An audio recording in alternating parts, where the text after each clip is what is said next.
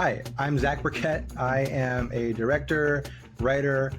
I also edit, but above all else, I'm a storyteller. Always have been. That's my passion. I'm also probably the biggest Star Wars fan you'll ever meet, and I am also a person who stutters. And I feel like all of those things are kind of important in shaping who I am, both as a person and as a filmmaker, and are kind of factors that are kind of important to my identity. Welcome to Scratch, Claw, Push, a podcast about artists clawing out a place for themselves in the world. I'm Billy Joe Cones. And I'm Brendan Duke. Let's go. Yeah, we mentioned on prior that there's a contingent here, or a delegation, shall we say, of people from the DC, Maryland, Virginia area here. It in Atlanta. really is, yeah. And like we know, and like we know how to sniff each other out. Like so, it's like we tend to like gravitate towards each other. You know, yeah. There is a little some Maryland DMV community, and we just find each other. I don't know how it happens, but So like a secret handshake. Yeah, but I can't. No, you can't really show us here. But, It's like the Wisconsin people. I always find my Wisconsin people, but I think in their case, it's the smell of cheese. Yeah. I think for us, it's crabs. We smell like crabs. Hey. just Or Old Bay. Old Bay season. Oh, yeah. Old Bay. Yeah. So, yeah, man. So like, did you get into like one of these people? Like, were you one of these people that got into, storytelling, that idea early on, or was that something you came to kind of later? Or were you always like some kid that like when you were little, you saw movies and you like, I want to figure out how they do that? Oh yeah. Well, not so much. I wanted to figure out how they did it. More so, I just knew that I wanted to do that. And then for the how, I kind of discovered and found out much later. But from a young age, I was enthralled with these just fantastical stories, movies, Star Wars. I grew up, on Spielberg, Jurassic Park, Jaws, Back to the Future, Indiana Jones are all super important to me and all super integral to shaping my identity as a filmmaker and just who I am just as a person. Like these are all films that I can quote and recite backwards and forwards, like the back of my hand. And I grew up watching them, especially Star Wars. And I guess to answer your question, I was probably 4 or 5. So as a bit of backstory about myself, my parents divorced when I was 4. And 2 things came out of that. One was my stutter, which oftentimes people with a stutter, it will result from some kind of childhood childhood trauma at a young age. And for me, that was my parents' divorce, and that was when it started, and I just stuck with me, and I have had it ever since. And the other thing to come out of it was my obsession, my passion for movies and just escapism, because at that age my whole world got turned upside down, and I didn't kind of know how to I was too young to kind of understand and process what was happening, and my escape was Star Wars and these movies, and I was able to just detach from all of that and just escape to this fantasy world of storytelling. And then I would start writing my own stories. I had a little journal where I would write my own Star Wars stories, or I was writing fan fiction when I was 6, 7 years old, So and it was kind of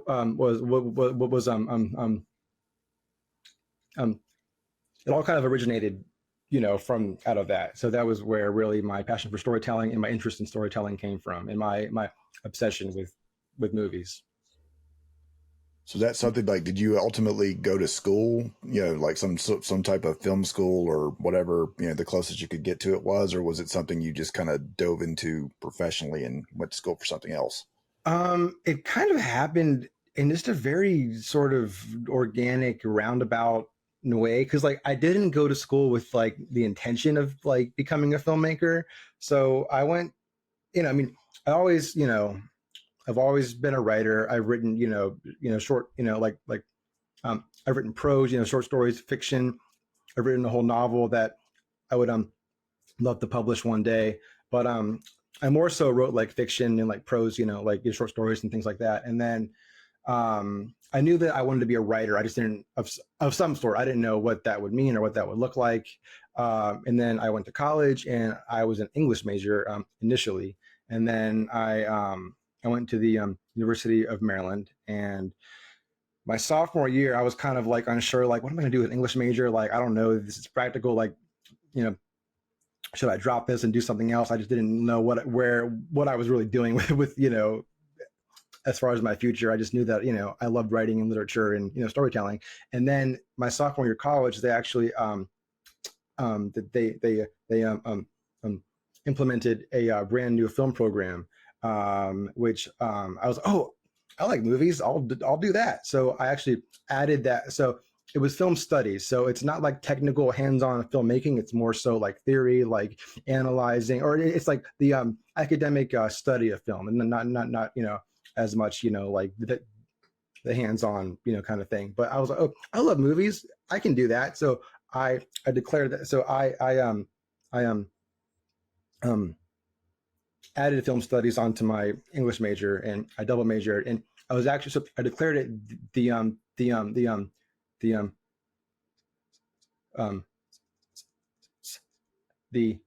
same day that they announced it. And I was first in line to like sign up, and I'm actually, I believe, the first film major on record at my university. That's cool. You're a pioneer. I guess I am. I was one of the first people to like graduate with that degree, or that. Yeah. I was, one of the first, probably. Yeah. Or like in the first group, we'll say. Yeah. First group. Yeah, for sure. Because it was still like relatively new at the time. So it was kind of pioneering, I guess. That's cool, man. Because they didn't have one. I don't know if they have one in my school now, but they didn't when I was there. So I had to do like a general comm arts degree, and then do like broadcasting and theater to kind of like synthesize it the best I could. I'm sorry, Billy. Do you want to say something? No, I'm sorry. No, but so not like, right now. So like, what brought you down here to Atlanta? So definitely the film the film scene down here, the film industry. The strong presence of film productions. I always heard about Atlanta. When I was in college, I heard it was kind of an up and coming hotspot for film, and I was like, okay, well, if I want to do film, that's probably a good place to be, because there's not a whole lot going on in like Maryland, DC. So I actually this is not film related necessarily, but I first visited Atlanta for my 21st birthday. I took a road trip down here with some friends from Maryland, and specifically to go to the aquarium here and actually swim with the whale sharks at the Georgia Aquarium, and it was amazing. And it was that trip where I fell in love with Atlanta, and I was like, I would love to live here one day. And the whole film industry just kind of like happened to coincide. It was just too perfect. So that was in 2014, and then 4 years later, I was living here, and I made it happen. That's such an amazing thing to do for your birthday. I've seen people do that at the aquarium, and I was like pawing at the window, like, can I bring you? Yeah, because it's so cool. It was beautiful. It was a remarkable experience. I want to do it again one day, but yeah, it was very cool. Do you have other experiences like that, like wonder-filled experiences that have sort of informed, like real life ones that have informed what you are interested in talking about in your films? I'm just curious. That's an interesting question. I don't know.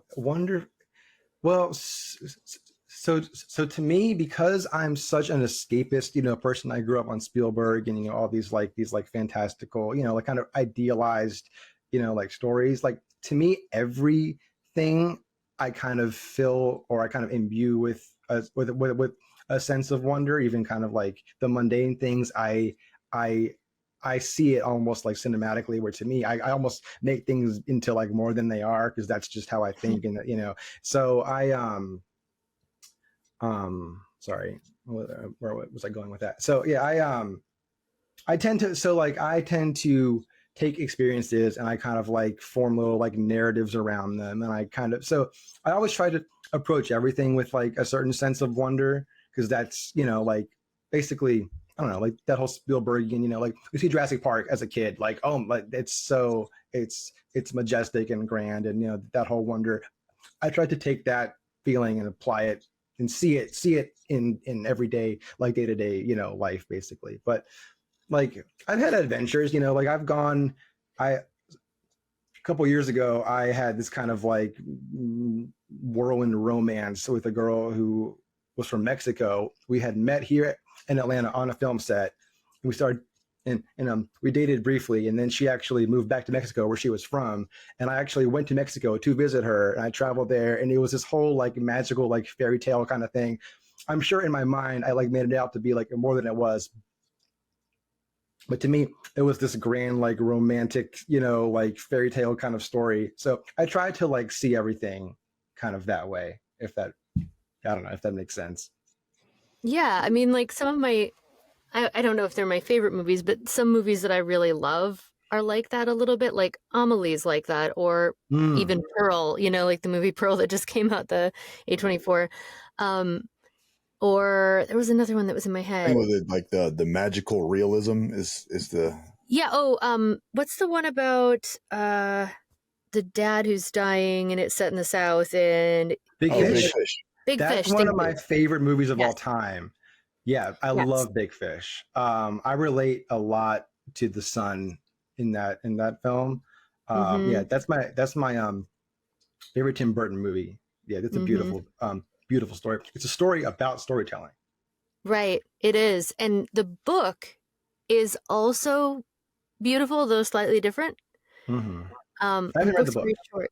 The book is amazing. I actually like the book better, Okay, I'll have to read but it. the movie's beautiful. So, yeah, I think that type of movie where you're just like transported in these scenes, So that was the Yeah, first thing that came to my mind when you were talking about this whirlwind romance, was the like flower scene from that movie, yeah, you're like you're not too far off actually. And so like I relate to the son in the sense that he's kind of, or he's a writer, but the father, Albert Finney, slash Ewan McGregor, like he kind of embellishes all these experiences, and he like romanticizes, that's kind of how I am. I'm kind of this like, I'm a romantic, I'm kind of a idealist, where I kind of like paint, because I see so my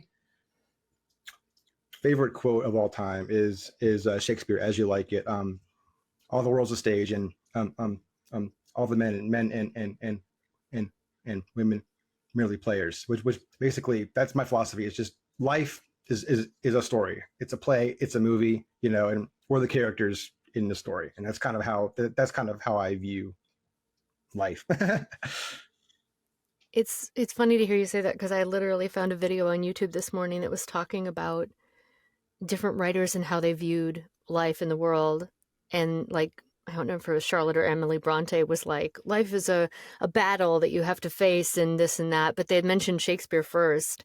So that like stuck with me from this morning. And now you're saying it, and I'm like, yep. All the world's a stage. That you There's think about stories yourself. all around us. I mean, you just have to look for them. Oh, I was just gonna sort of follow up with that and just say, so tell our listeners or viewers or whatever, what kinds of stories you've told then, based on what you've just talked about. I don't kind of narrow myself to any like one particular genre. Like I like to tell all different types of stories, but I want to tell stories that basically my goal, what I want to do, and why I love what I do, and why I love telling stories, is because I do want to make people feel emotions and have emotional responses, and tell stories that make people feel the way that I feel when I watch these movies that I love. So, so I'm a big horror fan. I love horror films. I want to make people, scream and be scared, and want to hide and stuff. And then, I love adventures. I love, Star Wars and Indiana Jones. So I want to make audiences feel a sense of excitement. So I don't have any kind of like one particular area of interest in terms of like types of stories. I just want to tell stories that will make people feel and have an emotional response and make them feel the way that I feel when I watch movies that I love. It sounds like you're kind of, you seem to be similar to me in the interest that like I'm someone that like is drawn to more like the big spectacle, the kind of things where the emotional stakes are maybe a little a little grander than like a lot of the the slice of life indie movie drama types. Yes, Like not yeah, that I can still appreciate those movies and I like them, but it's kind of like given the choice, like give me the wow factor, not the like that serious ponderous stuff. Which Mhm. again, it's all good. I think it there's a place for both, but I feel like there's certain people that kind of poo-poo the like the Marvel Star Wars stuff, and I find it fascinating because sometimes those kind of like where like I had a professor back in college that hated what he called genre writing. So like mm, anything that wasn't that like slice of life indie film style drama, just like he like that was his lane, and anything else outside of that lane, fuck it. And I, like so that, but it was like that was all my favorite stuff. So like that was kind of like our like bone of contention. But I also feel like doing that kind of stuff sometimes allows you to say things that you wouldn't be able to get away with saying in that more hyper real text. Is sure. that one of the things? Do you think it kind of draws you to maybe that more fantastical stuff because it kind of gives you that room to maybe kind of speak a little broadly or maybe address some stuff you can't do otherwise? Yeah, definitely. So, I agree with you, and I do. I feel like we're kind of in alignment with kind of our tastes and our interests. Yeah. So, like, I definitely can watch and appreciate those more kind of like dramatic slice of life indie, kind of more low key kind of stories. Um, Definitely has its place, and and it's an art, or yeah, it's it's its own kind of like those um, subgenre, which I can certainly appreciate and watch, and but that's not for me. That's not the um, um, kind of stories that I want to tell because um, me personally, I feel like we get enough of that in our day to day life. It's like we I don't want to watch something that reminds me of my daily life. I want to watch something that transports me, takes me out of away from reality for 2 hours. So I'm more so about the escapism and the fantasy, and I don't want to just watch something that feels like I'm just living my daily life. I want something that's a little bit more, more out there, and yeah. I was thinking about what you said about that and thinking like there's a space between those two things though. Like I'm not a huge Marvel movie person and I like Star Wars, but I'm not a huge Star Wars person either. But like there's an in between. Like I think Poor Things is a good example of like the in Mm. between it's still fantastical, it's still a spectacle. It's definitely more on the indie side of things Oh though, yeah. and it's not happy, right? It's not. So I think there's room for, a gray area, but when you were in college it says you produced 4 different short films, right? Hmm. Yes. So how did you, if you weren't at a school where you were learning to do filmmaking, how did you sort of work up the nerve to actually produce short films, or how did you, go about learning how to do that? Um, what made you bold enough to do it, I guess? My major was film studies, which was again kind of more like theory, more analytical, like textual readings of like writing about film. But then Mhm. um, on campus, we also and I'm so glad and fortunate and grateful for this. We had kind of a extracurricular filmmakers club, which I was Mm. part of, and it was through that club that I made these short films. So filmmakers club, it was, and honestly, that was well, I don't want to say more valuable. It was just as valuable as my actual like academic area of study because the filmmakers club um, um, provided me with the hands-on experience, and I feel like that completed my film education. And without Filmmakers Club, I would not, I don't know, I wouldn't be who I am today. I wouldn't know how to make films. I wouldn't have experience, hands-on making films. But that was really what taught me kind of the process of filmmaking. And it was super valuable. And I'm so glad to be able to have been a part of that Filmmakers Club, because that was really what kind of made me the filmmaker that I am today. So were you scared when you started making your first film, or what was the process like as a new time filmmaker? Well, yeah, I was, but also, so my first film, it was a romantic comedy called The Last Laugh, and it was based on things actually happened to me when I was in college as a student. So it was based on like real experiences, people that I knew, and it was, it was really funny. It was a comedy, and I had such a clear vision. Like I knew I don't know, it kind of came very natural. Well, I mean, so even now, whenever I do any film, I'm always nervous. I'm always scared, and there's a lot of pressure. So that's inevitable. But on my first film, there was a level of kind of uncertainty and nervousness, which there always will be for me at least. But with my first film, The Last Laugh, I had such a clear vision. I could see it all in my head. I believed in the strength of the script and that it was funny and, it was relatable. And I could, like even before we shot it, I could see it all, and then we edited it, and it came out pretty much exactly how I had envisioned it. And I was just so confident in that vision that it all just came together just very naturally. So that was kind of when I knew. I was like, okay, like I guess I'm kind of good at this. I can keep doing this, and see what else comes of it. But that was a great kind of like affirming experience to like kind of like show me that, like I can maybe I'm cut out for this, because it all worked out and came together very well. So which helped to quell the nerves going forward, on the next projects, yeah. Do you feel like tackling a project of that size and finishing it and putting it out there, do you feel like you are a different person from the beginning to the end? And if so, how? Yes, I do feel that I grow and change on every project that I do, because I'm still learning. I'm always learning. Even on my last film I did, which I directed and wrote, it's called Pa. We shot it last year.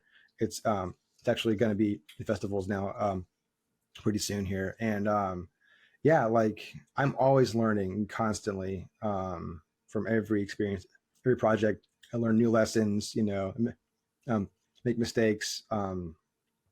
So it's hard to like, I don't know that I can exactly quantify or say like who I was at the beginning versus how I've changed and who I am at the end. But I definitely feel like a certain amount of growth every time, for sure. Yeah, I don't know. That kind of answers the question, but yeah. Or like, what would you think would be like, say, some of the biggest lessons you've kind of learned along the way in the filmmaking process? Because I'm sure, like, when you first get into it, you kind of have an idea of what you think it's going to be, and then you kind of start learning the reality of it, and then you obviously have to adjust accordingly. So, like, what have been some of those big hurdles that you've had to kind of get over to kind of become the filmmaker that you want to be? Okay, yeah, and I would say I'm still in the process of becoming the filmmaker that I want to be. But like, especially coming out of like my student films in college, like, because I'm used to, or a lesson that I did have to learn was like delegating, like not having, because I was used to having to do everything myself. And the more I grew, and the more my team grew, the more people and the bigger our projects got. We had involved more and more people, more departments, and then I had to learn to delegate and compartmentalize, and like, okay, I can trust this with that person, and not have to worry about it, which is amazing. It's such a luxury, and it's a relief to like not have to like worry about every single little thing, and be able to have a solid team working together to kind of like realize the vision. But I had to kind of like learn to let go of that sense of like, okay, I got to do everything myself and do this and do this and do that. But once I learned to let go of that, it made everything so much. It was a huge relief. It made everything just so much, kind of easier. And I could breathe. And yeah, so that's one lesson that I did have to learn. Have you had like kind of like how did you go about getting your team together, or have you kind of had the same people around you? Has that evolved a lot? Mm-hmm. So we just kind of all just felt together kind of organically. So my main, I would say, creative partner is Kevin Saunders, who you guys met and I spoke to. But we went to school together, and he actually acted in my student films back in college, and we moved down here together to Atlanta from Maryland, and so kind of began more or less with him and me, at least as far as like starting in Atlanta, because we didn't know anybody when we moved down here, and then our team members, we just kind of met at like various events and festivals and coworkers, things like that, and we work with somebody and we like them and they do a good job, we stick with them. So our DP, our sound mixer, our camera operator are all people who we've met on various projects or various other events and stuff like that, and we kind of developed a certain groove, and now we just kind of like stuck together as a unit. And then but what's beautiful is that on every project we do, we kind of like add more and more people to kind of our film family. So every project going forward, we just like our team grows and grows, and we just keep adding more and more people. And it kind of reminds me of the Fast and Furious movies, how like every because they're all about family this and family that, but like it was just Paul Walker, Vin Diesel, and Michelle Rodriguez, but then every movie they add more and more people to this, to the team, and that's kind of like what we do.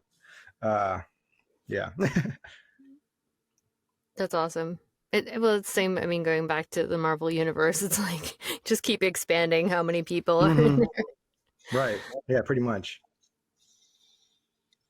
So like when it comes to doing like especially these bigger, more fantastical things, like usually it's definitely I mean it's always up to the director to be the guy that has to communicate the vision, kind of get everything, get that, get what's in your head across at least enough Yeah. to where everybody else kind of gets on board with that. And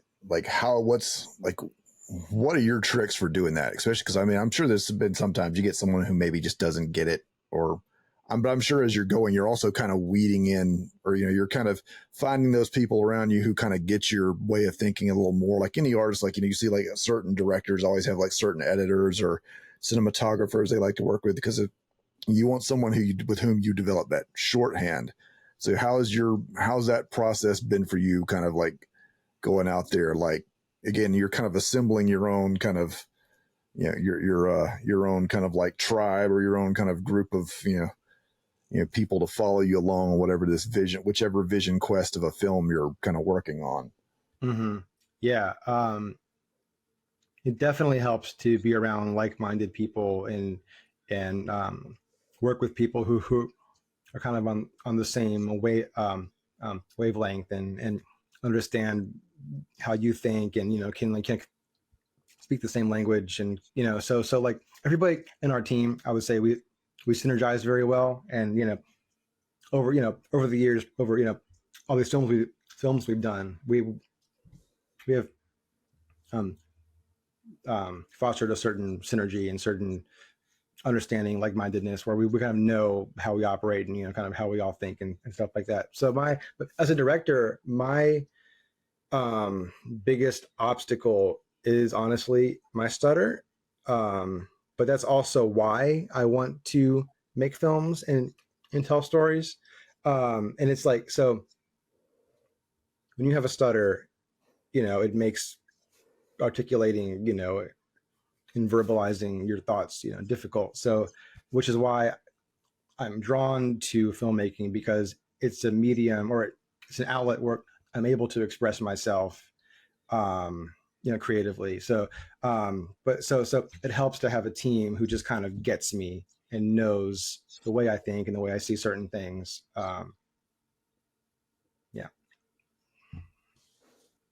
So can I ask, so you mentioned that's your biggest obstacle. Growing up, did you have anyone with a stutter that you looked up to, that you know what I mean? I feel like people often find people like them, and so often, that's the whole thing now with representation, right? And people Mm-hmm. have um different uh beyond just skin color or ethnicity or whatever. There's you know the whole ableism thing, and people having other neurodivergencies and things like that too, Mm-hmm. that's become Mm-hmm. more forefront in the past decade, I would say, Oh yeah. where people are starting to go, well, oh wait, someone like me can do these things. And like for people that are, personally, I just find like the people, when you look at the Paralympics, and you're like, oh my God, these people are amazing athletes. Like, not just amazing disabled athletes, they're amazing athletes, right? Right. And so I'm curious if you had anyone that you felt like that about, or if you're like, I'm going to be that for somebody someday. Yeah. It is very inspiring. When you see those kinds of people and those kinds of stories. I never had anybody really that I've known personally, who had a stutter, who I looked up to. But one, so honestly, my childhood hero, and who I still honestly is like one of my idols, is James Earl Jones, who is the voice of Darth Vader and Mufasa in The Lion King, and a number of other films. He stuttered when he was young, and um, his story honestly inspires me. So James Earl Jones, grew up with a stutter. It was so bad, to the point where he actually like refused to speak and kind of like willingly like became mute for several years. He just wouldn't speak. But then he overcame it, and in an ironic, twist of fate, his voice is now world famous as the voice of Darth Vader. And of course, as a Star Wars fan, that's huge to me. But just the fact that he was able to do that, and now everyone knows his voice, all over the world. So I would love to be that person for somebody, some kid someday. But yeah, actually, when I was in high school, actually, I wrote him like a fan letter, and he sent me back his autograph, and that's like one of my most prized possessions. That's awesome. I never heard that story. That's amazing. Yeah, I think Mm-hmm. there's a number of other famous. I'm blanking on it now, but I think there's at least two or three other actors that I think had stutters, and that's kind of how they Yes. leaning into like the acting is something that would kind of force them to speak, or maybe it's just because like you Mm-hmm. have a script or something. I don't know the ins and outs of it, but I've heard of Yeah, people Bruce that, Willis was one. yeah, like, and yeah, there's at least a couple others. There's someone else I'm forgetting right now, but I've heard of multiple instances of people doing that, and that's kind of how they, you know, I guess whatever kind of runs through your brain, to get you to that point. Like that's, and maybe someday you'll be that guy that someone wants to be a director, and they'll be like, well, that guy did it, so Right. Yeah. Maybe, you never know. Maybe someday someone's got to be first. that would be amazing. That would be a dream come true. So yeah. So you mentioned Spielberg as one of your big inspirations, and Mm-hmm. I've talked a lot about this with my boyfriend, but like the idea that like we don't really get, there's not these mid-tier movies anymore. Like there's not these medium-sized budget. There's either super low budget movies or these is extreme millions and millions and millions, hundreds of millions of dollar movies, right? And there's nothing in this between spot. Like Ghostbusters didn't cost that much to make, but it's a classic for a reason, right? And the Goonies Mm-hmm. and all these other movies. So I'm just curious if if you see kind of that, do you believe that could come back? Do you believe there's space for that now? Sure. I don't see why not. And I'm happy to occupy any space I can get into, in the, as a director. So if that's where I'm able to get in and fit in, awesome. But yeah, I do, yeah, like Back to the Future and the first Terminator, these were like low budget, yeah, but then they became massive and spawned these, huge franchises and stuff. But I would love to go back to these like simpler times where you could make films like that. And yeah, I definitely like am burnt out on these like Marvel movies and these big, super big blockbuster franchises. I mean, um, obviously Star Wars I will always love, is but like the Marvel and the DC, like it's starting. Like I would like to see kind of a return to. So my favorite era for film is the '80s. Like I love and I wish um I had grown up actually like in that time watching these movies as they came out. I still grew up watching them, but like um, I would have, I would have, I would have loved to have, I would have loved to have been there, kind of like in the moment, like I'm watching these films in the theater. I always say like I was born in the wrong time. Yeah, and like there's any one. If I had one wish, it would be to be able to go back to 1977 and experience Star Wars for the first time with the rest of the world, on the big screen in the theater. Because that must have just been so incredible. I bet that would have been something. I was in the theater. I just wasn't able to see it. I wasn't going to be born for like another couple of months. So oh wow, just missed it. At least you can say you were there technically. Technically, I was there. So. So like what so now you're down here in the Atlanta film scene, you're kind of getting stuff out there. Like what kind of movies are you out there aspiring to make? Are you trying to is that the kind of thing like where you'd like to work up to getting that big budget stuff, or would you like to find that like space between like those, it's like some of those great 80s movies that didn't have like the mega budgets like that? I mean, it would be great to see someone that doesn't have to be you, not trying to put any pressure on you, but like who could like occupy that space for like what Billy's saying, like you like the Goonies and like the Back to the Futures, where you still got that room to be like super creative, but you don't have to have these just gargantuan budgets. And then of course, like with those budgets, you see like how the press reacts now. It's like, oh God, they only made like $75 million this weekend. It's such a flop.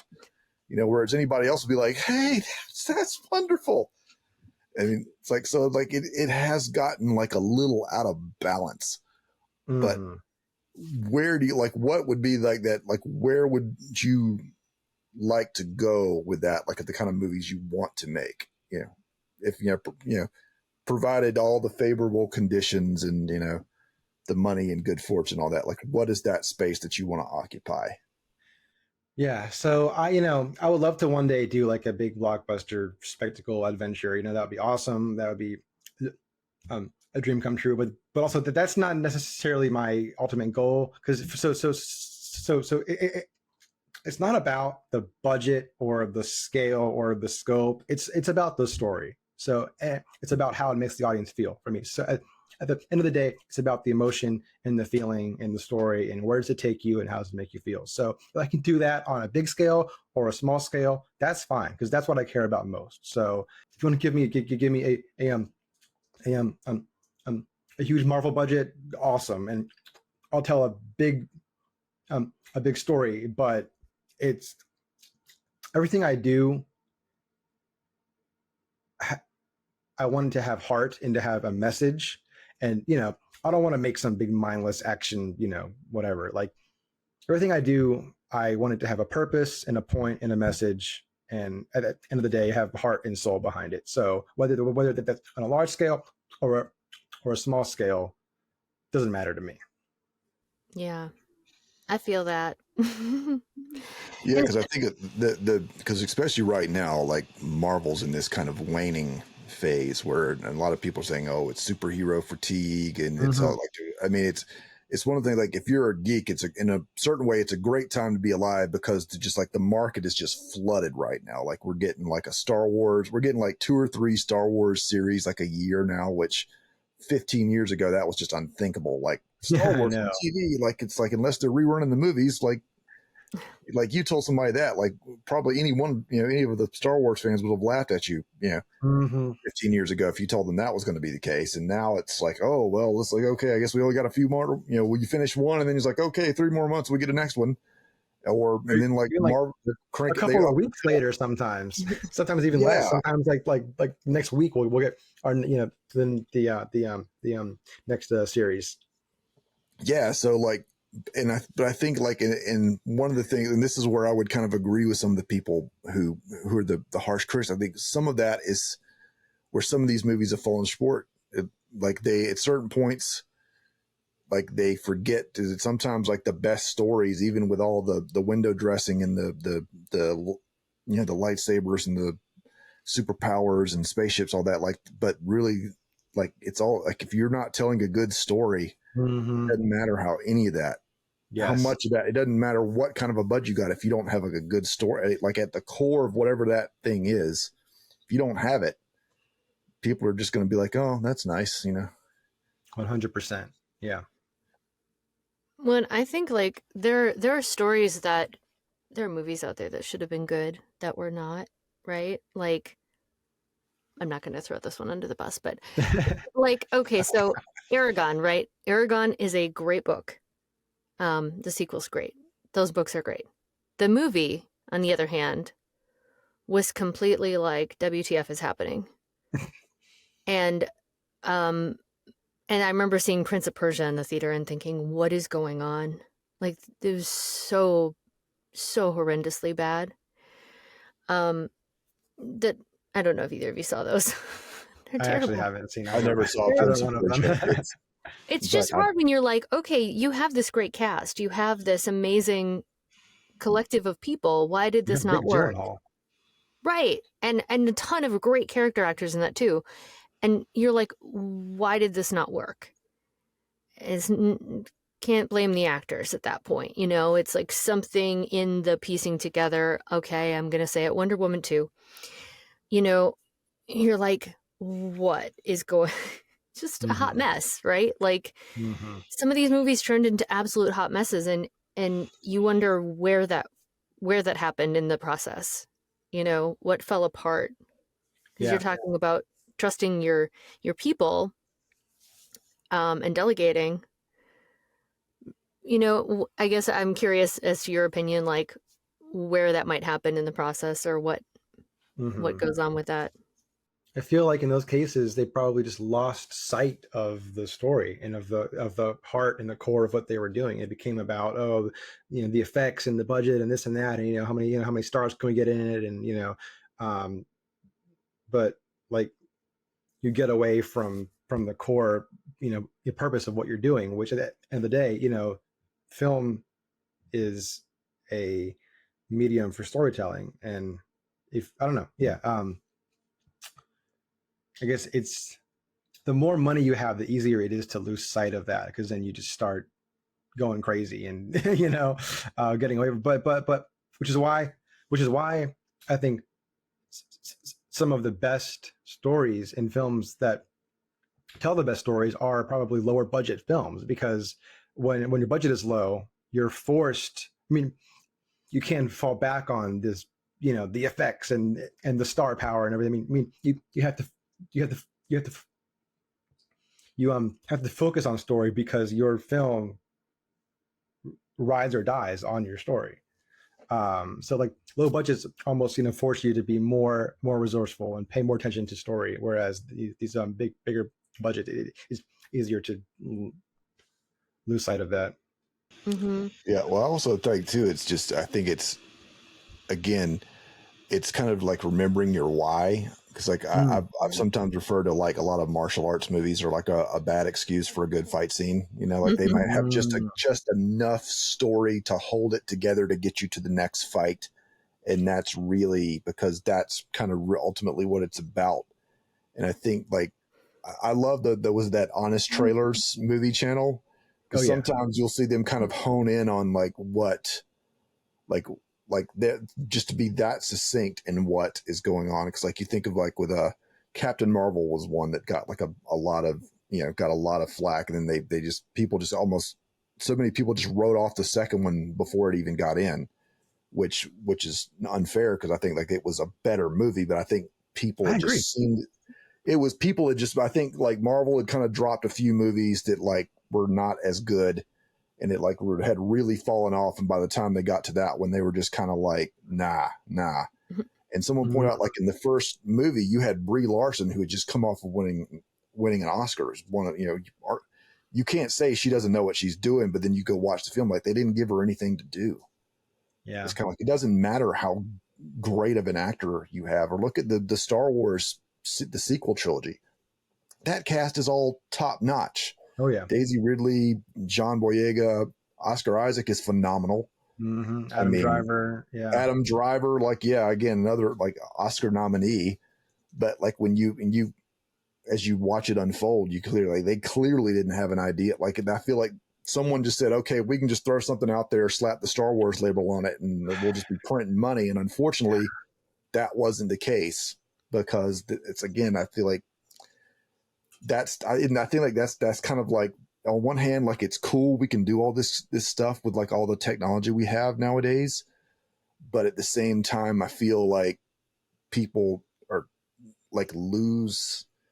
It's like, it's only like in retrospect that they realize, oh no, we forgot to like stop and tell a human story that we're going to get to, it's like, you got to make the cake before you put the icing on. Don't just slap a bunch of icing on there and then think that people are going to eat it up. You actually have to make the cake. Yeah, that's a great metaphor, and that's so true. Yeah, and as a Star Wars fan, it breaks my heart to admit that, but I mean, I agree. That is what happened, and that is what the sequel trilogy kind of feels like. And as a Star Wars fan, I try to see the positive and kind of appreciate Star Wars for what it is, and still kind of enjoy it, and enjoy the ride. But if I'm being realistic, you're right.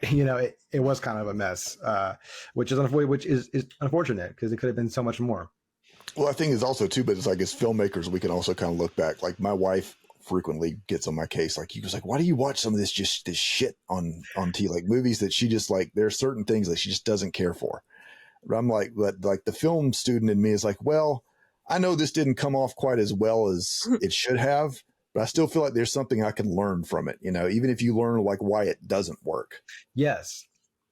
Even bad movies, you can always learn from mistakes. You can learn from anything. There's always lessons to be learned. Good movies, bad movies, it's always a learning experience. I think that's totally true. And I was also thinking, going back to your Shakespeare thing, it's like, what do they say? Like, there's only 6 stories, right, in the world? And then you times those by, like there's little variations of it, but it's right. Like 36 main stories and then 36 maybe variations of that. So it's like, when they're trying so hard to, we have to please this demographic, and we have to find a da-da-da, and we have to, and all of a sudden it becomes, about, we need to throw in a cute character for the kid, and, and then focus grouping stuff, and, the algorithm says this should work. And it's like, yeah, but what about, because I think that's what ends up happening, is too many people give their opinions because too many people have their money in. Yep. And no one's really delegating. No one's trusting the person in charge of the story, which would be the writer and the director, right? Like, yeah. Too many cooks in the kitchen. And, it becomes, so it's like on these big blockbuster, like high level films, it's like decisions are being made like by a committee, and it's, and it's not any one singular vision. It's, which I don't care to be a part of that. I mean, any film I do, I would want it to be ideally my voice, my vision, and not, have to like have a certain, like checklist of things that, we have to include or whatever. So that's one aspect of big blockbuster filmmaking that I don't like and don't, like really agree with. So yeah, I would like to kind of do more, have my own vision and my own voice, and in the stories that I tell. You mentioned Spielberg being an idol. Like, I think that's one of the things about his films, and I kind of obviously want to know what you think about this. Like, do you feel like part of the reason why Spielberg is because like he never seems to lose track of what the soul of that story is, no matter what genre he's in, like whether he's doing Jurassic Park or Schindler's List or, or he's doing, AI, which was supposed to be a Kubrick film, but then he kind of goes and does his own thing with it. But it's still, in every one of those, like he never, like I would say, like in my opinion, his greatest strength as a filmmaker is that he never loses sight of that kind of human core of whatever story is he's telling, no matter what genre he's in. Yes, I agree. 100%. I feel like one of the things that makes Spielberg such a great director is that he gets it. He just has such an instinctual, knack for sticking to the story and like bringing the story out and not losing the story, which is why his stories are so powerful and are so resonant with so many people that, he just understands, or like you said, the human core. He just understands that, and he's great at realizing that and communicating that on screen in a way that people connect to it. Well, I could geek out with you about Star Wars and Spielberg for, the rest of the evening, but, we're about at the hour point. Tell people where they can find you online if they want to, follow your work or at you for any reason. Yeah. You can find me at Jedi Master Misu, MISU on Instagram.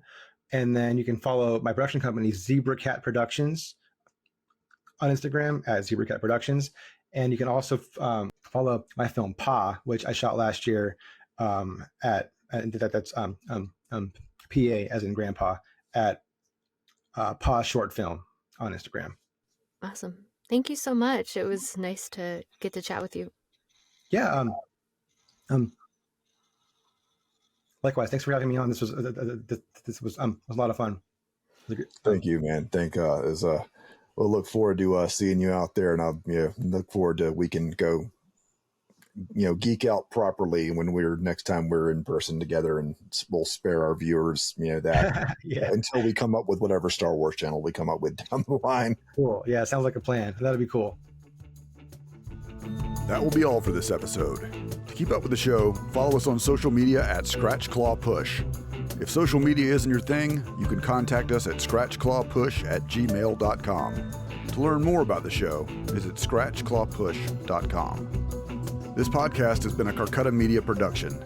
This recording, or any portion thereof, may not be reproduced or used in any manner whatsoever without the express written permission of the publisher, except for the use of brief quotations in a review. Copyright 2024 by Carcutta Media, LLC, all rights reserved.